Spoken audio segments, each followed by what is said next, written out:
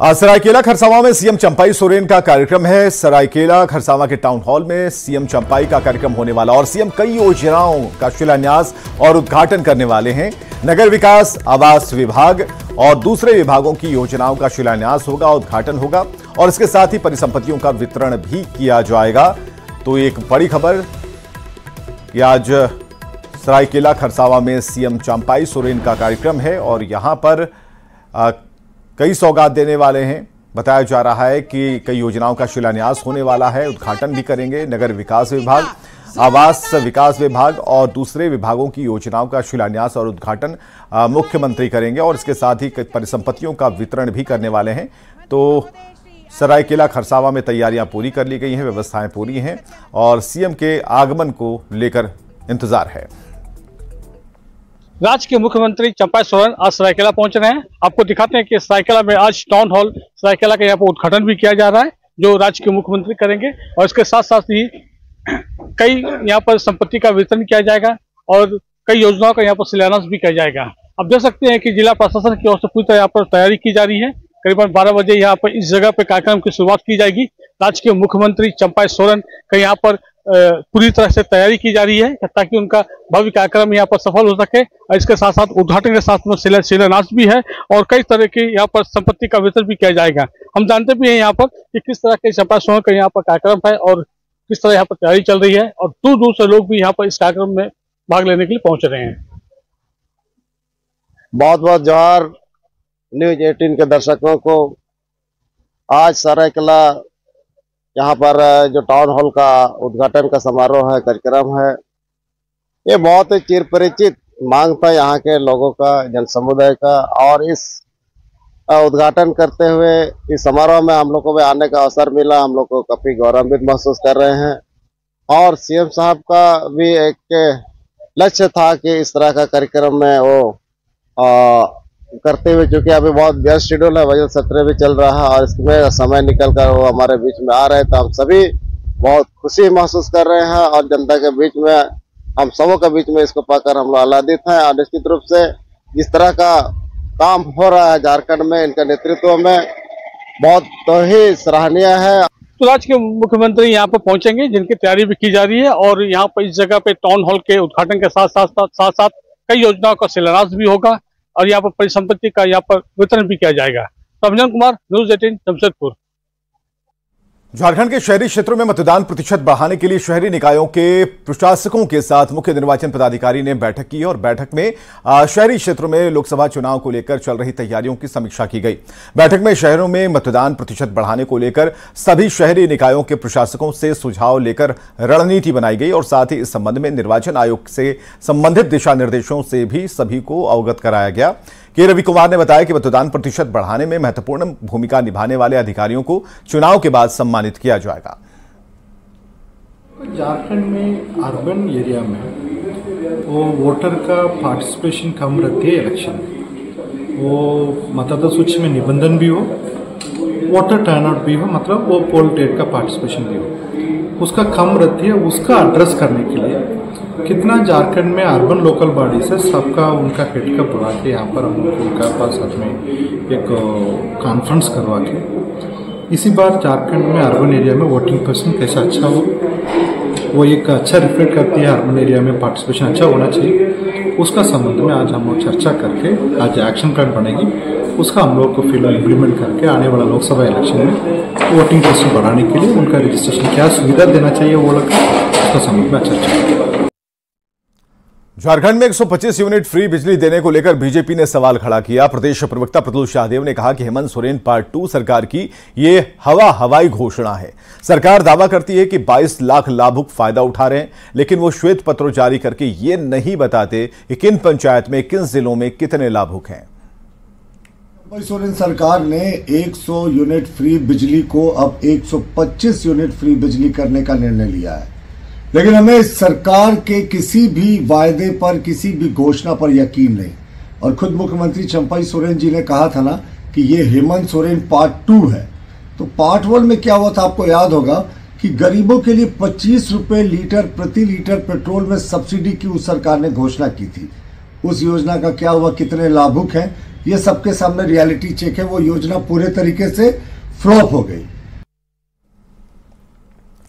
झारखंड सरकार के 125 unit free बिजली देने पर बीजेपी के ये कहने पर कि ये चुनावी स्टंट है, इस पर प्रतिक्रिया देते हुए जेएमएम ने कहा कि फ्री में बिजली देने का वादा हमने चुनाव के पहले किया था। हमने जो जनता से वादा किया था वो सरकार पूरा कर रही है।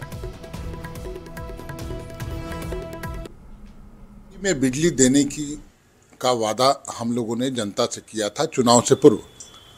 हमारे घोषणा पत्र में ये एजेंडे हैं और एक एक करके जो वादे हम लोगों ने जनता से किए थे उन सभी वादों को पूरा करने का काम इस सरकार ने किया है, हेमंत सोरेन जी की सरकार ने। आज ये लोग बोलते हैं हेमंत सोरेन पार्ट 2, हाँ हम पार्ट 2 हैं। जो अधूरे काम हैं हेमंत सोरेन जी के, उनको पूरा करने का काम ये सरकार भी करेगी। और बेचैनी इसी बात की है, ये चुनावी स्टंट बताते हैं।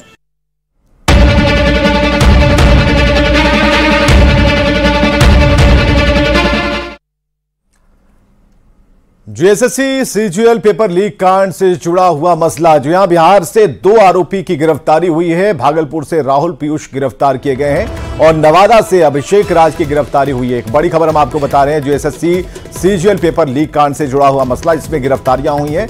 2 गिरफ्तारी हुई है। भागलपुर से राहुल पीयूष गिरफ्तार किया गया, नवादा से अभिषेक राज को गिरफ्तार किया गया है। एक सफेद पोश भी इसमें शामिल है, जैसा कि सूत्र बता रहे हैं। पेपर लीक में एक सफेद पोश का नाम भी शामिल है। राहुल के बैंक खाते में अवैध रकम जमा होती थी, ये जानकारियां मिल पा रही हैं। अभिषेक कैंडिडेट से बात करता था। तो प्रश्न पत्र लीक मामले को लेकर कल विधानसभा के बजट सत्र के पहले दिन बीजेपी ने भी सदन के अंदर और बाहर विरोध दर्ज कराया। सरकार को आड़े हाथे लेते हुए बीजेपी के नेताओं ने एक सुर में सीबीआई से जेएसएससी सीजीएल पे प्रश्न पत्र लीक मामले की जांच कराने की मांग की और शाम तक पुलिस की एसआईटी टीम ने कार्रवाई करते हुए बिहार के रहने वाले 2 और आरोपियों को गिरफ्तार किया। गिरफ्तार आरोपियों में बिहार के भागलपुर के रहने वाले राहुल पीयूष और नवादा के रहने वाले अभिषेक राज शामिल हैं। खास बात यह है कि पहली बार इस केस में किसी सफेद पोश का नाम सामने आया है। इससे पहले पेपर लीक मामले में झारखंड विधानसभा के अवर सचिव समेत 3 को गिरफ्तार किया गया था और इस खबर पर और अधिक जानकारी दे रहे हैं ओम प्रकाश। जेएसएससी प्रश्न पत्र लीक मामला फिलहाल तूल पकड़ता ही जा रहा है और इस मामले को लेकर सदन के अंदर और बाहर दोनों तरफ बीजेपी विधायकों ने जमकर सरकार पर हमला किया और सरकार पर तीखे प्रहार जो है वो किए गए।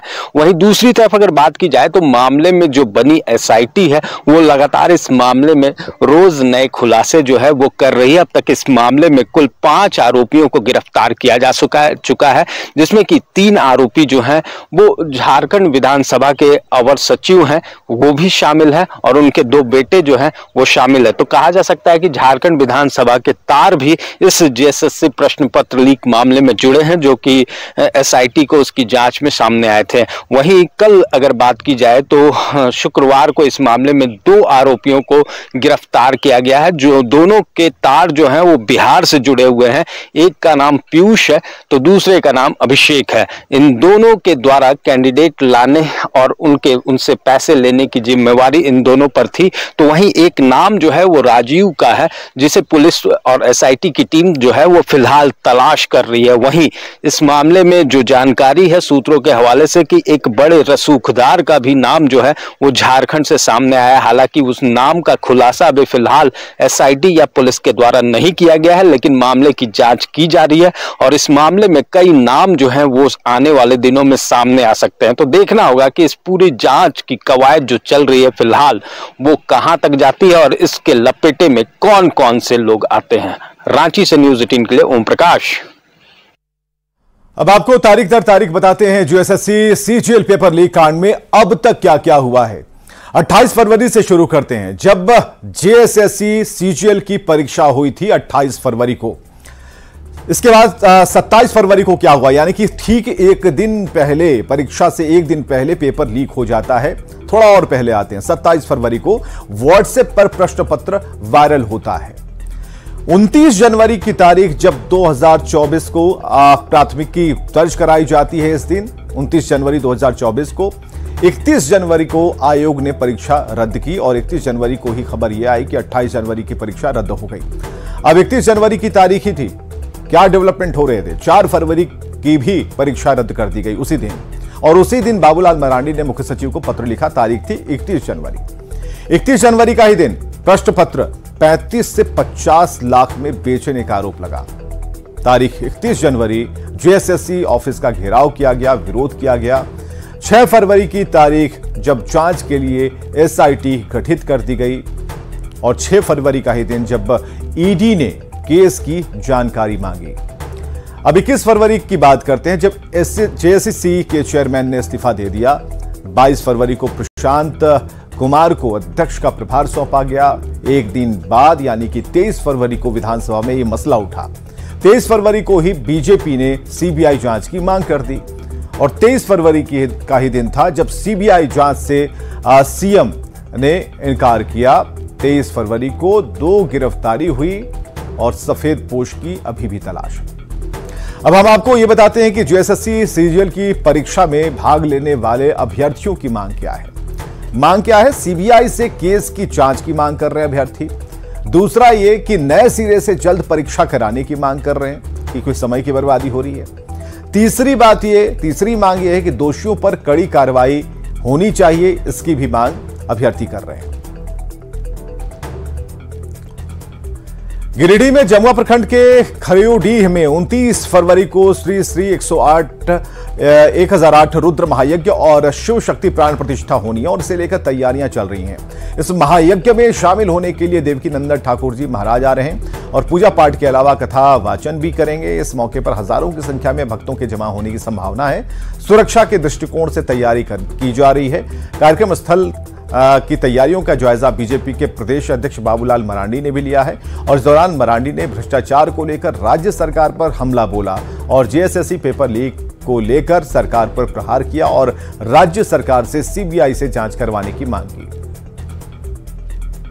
1000 बच्चे एग्जाम में उसके भविष्य के साथ लोगों ने खिलवाड़ किया। वो किसी से छुपा सर, हम सब लोगों ने कहा कि भाई इस पूरे मामले को सीबीआई से जांच करें। आखिर वैसे जो संस्थान है जिसको एग्जाम कंडक्ट करने के लिए वो पहले ही ब्लैक लिस्टेड है, उनके ऊपर पहले सीबीआई की जांच होनी है, फिर ऐसे संस्थान को, एजेंसी को क्यों दिया गया। और पीएम मोदी को लेकर बड़ी खबर आ रही है। प्रधानमंत्री नरेंद्र मोदी का झारखंड दौरा। जी हां, 1 मार्च को धनबाद दौरे पर आने वाले हैं प्रधानमंत्री नरेंद्र मोदी। इस वक्त की बड़ी खबर हम आपको बता रहे हैं। 1 मार्च को धनबाद आएंगे प्रधानमंत्री नरेंद्र मोदी, और धनबाद के सिंदरी में प्रधानमंत्री का कार्यक्रम है। 1 मार्च को धनबाद आएंगे प्रधानमंत्री मोदी। धनबाद के सिंदरी में पीएम का कार्यक्रम है। फर्टिलाइजर कारखाने का उद्घाटन करने वाले सिंदरी उर्वरक कारखाने का उद्घाटन करेंगे। 12 बजे बरवड्डा हवाई पट्टी पर एक जनसभा को संबोधित करेंगे और 10:30 बजे उद्घाटन करेंगे प्रधानमंत्री मोदी। गोड्डा से बीजेपी के सांसद निशिकांत दुबे बाबा मंदिर वैद्यनाथ धाम में पूजा करने के लिए पहुंचे। सांसद ने विधि विधान से बाबा भोलेनाथ की पूजा अर्चना कर बाबा से आशीर्वाद लिया। बीजेपी सांसद निशिकांत दुबे ने कहा कि गोड्डा लोकसभा के सोना राय थांडी और देवघर जिले के सारठ में हॉस्पिटल का शिलान्यास करना है। परसों प्रधानमंत्री नरेंद्र मोदी गोड्डा लोकसभा की 4 रेलवे स्टेशनों का शिलान्यास करने जा रहे हैं, जिसमें देवघर, शंकरपुर, बासुकीनाथ और गोड्डा रेलवे स्टेशन शामिल है। परसों जो है माननीय प्रधानमंत्री जी 4 रेलवे स्टेशन का जो है अमृत भारत स्टेशन में शिलान्यास करेंगे। एक देवघर, एक शंकरपुर, एक बासुकीनाथ है, एक गोड्डा है, और इसके अलावा कई एक सबवे बनाया है। तो कल भी प्रधानमंत्री जी हमसे जुड़ेंगे। झारखंड पुलिस में सीआईडी के लिए पहली बार 8 श्वान के बच्चों को अडॉप्ट किया गया है, जिनकी ट्रेनिंग सीआईएसएफ के एकमात्र वर्ल्ड क्लास ट्रेनिंग सेंटर में कराई जा रही है। श्वान दस्ते में 4 मेल और 4 फीमेल डॉग शामिल हैं। श्वान दस्ते के कैंप में आजकल लियो, एलेक्स, बाबू, बारू, सैंडी, हनी, रूबी और किटी की चहलकदमी है, और ये श्वान दस्ते के नए सिपाही हैं जिन्हें तैयार किया जा रहा है। बताया जा रहा है कि श्वान दस्ते के इन 8 जवानों को 6 महीने की कड़ी ट्रेनिंग से गुजरना होगा, और उसके बाद इन्हें श्वान दस्ते में शामिल किया जाएगा। जाएगा। ये श्वान उच्च कोटि के लेब्रा डॉग हैं और आपको बताएं कि अब तक झारखंड पुलिस पैरामिलिट्री और आर्मी से ही श्वान की खरीदारी करती है, लेकिन पहली बार खुद से ही इन श्वान को अडॉप्ट किया गया है। सीआईडी के डीजी अनुराग गुप्ता ने बताया कि सभी श्वान के अडॉप्शन को लेकर एक कमेटी बनी थी। कमेटी ने श्वान के सभी मानकों को बारीकी से परखा और इन्हें अडॉप्ट किया। जानने में भी समय लगेगा। लैब्राडोर श्वान हैं, टोटल जो बच्चे हैं अभी नियर अबाउट 4 मंथ के हैं। इसको हम लोग को सीआईडी में अनुदान के तौर पर यहीं के एक इंस्पेक्टर साहब हम लोग को डोनेट किए थे। तो इन डॉग को हम लोग अभी 10 दिन पहले अपने मुख्यालय के आदेशानुसार इसका इंडक्शन हुआ है। यहाँ पे हमारे पुलिस में डॉग की बहुत सख्त रिक्वायरमेंट है और हमारा जो डॉग का रिक्वायरमेंट है बेसिकली 4 क्षेत्रों में हम लोग कुत्ते को या डॉग को इस्तेमाल करते हैं। एक तो वीआईपी सुरक्षा में, दूसरा एयरपोर्ट सुरक्षा में, तीसरा जो सार्वजनिक स्थान पब्लिक प्लेस में, और चौथा एंटी नक्सल ऑपरेशन में जहां पर माइंस या बारूदी सुरंग लगाने का स्कोप रहता है। साहिबगंज में आज माघी पूर्णिमा पर श्रद्धालु आस्था की डुबकी लगा रहे हैं। झारखंड समेत तो अन्य राज्यों से हजारों की संख्या में गंगा स्नान करने के लिए श्रद्धालु पहुंचे हैं।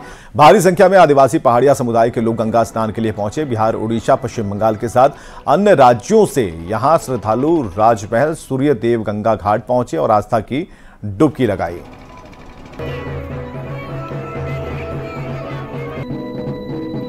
हर एक साल आते हैं माघ पूर्णिमा में, हर एक साल आते हैं। हर एक साल गंगा स्नान के बाद किस देवी देवता का आप लोग पूजा करते हैं? यही गंगा माँ, राम लखन भोरा चित्तूर क्षेत्र आप जाहिर गोसाई।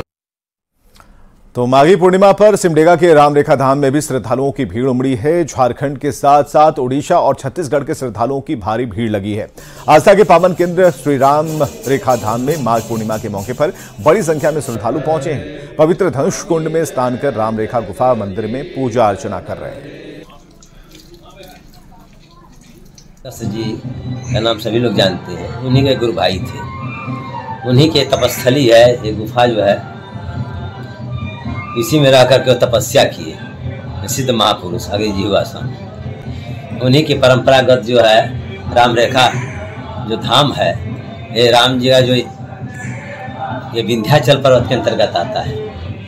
इसी में जो है राम जी भी उस 12 वर्ष से वनवास की अवस्था में आना जाना हुआ, इसलिए यहाँ राम रेखा जो रेखा खींचा हुआ पहाड़ में धनुष रेखा देखने में आज भी प्रत्यक्ष है।